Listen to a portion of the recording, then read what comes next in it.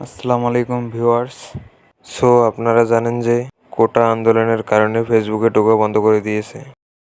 তবুও কি ফেসবুক চালানো সম্ভব? হ্যাঁ, ফেসবুক চালানো সম্ভব।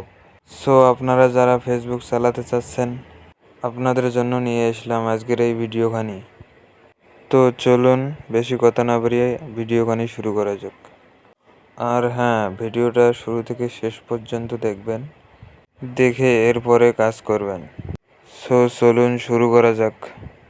আপনাকে সর্বপ্রথম যে কাজটি করতে হবে, আপনার ফোনে থাকা প্লে স্টোরটি ওপেন করে নেবেন। ওপেন করার পর সার্চ বক্সে ক্লিক করবেন। সার্চ বক্সে ক্লিক করার পর এখানে সার্চ করবেন super VPN, SUPAR, super VPN লিখে সার্চ করবেন। সার্চ করার পর অ্যাপসটি আপনার সামনে চলে আসবে।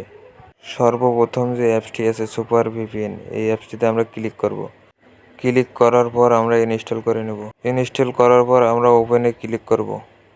ওপেনে ক্লিক করার পর এরকম একটা ইন্টারফেস আসবে। এখানে কিছুক্ষণ লোডিং নেবে। লোডিং নেওয়ার পর এরকম একটা অপশন আসবে, গোল চিহ্নতে ক্লিক করে দিবেন। ক্লিক করার পর চালু হতে সময় লাগবে, কিছুক্ষণ ওয়েট করবেন।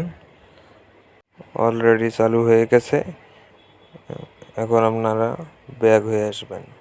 ব্যাক হয়ে আসার পর আপনার ফোনে থাকা ফেসবুক অ্যাপসটি ওপেন করে নেবেন। ওপেন করার পর দেখবেন অলরেডি আপনার ফেসবুকে ঢুকে গেছে। এই ছিল আজকের মূলত ভিডিও।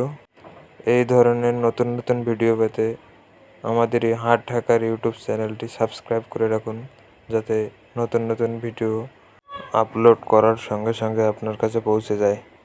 ধন্যবাদ।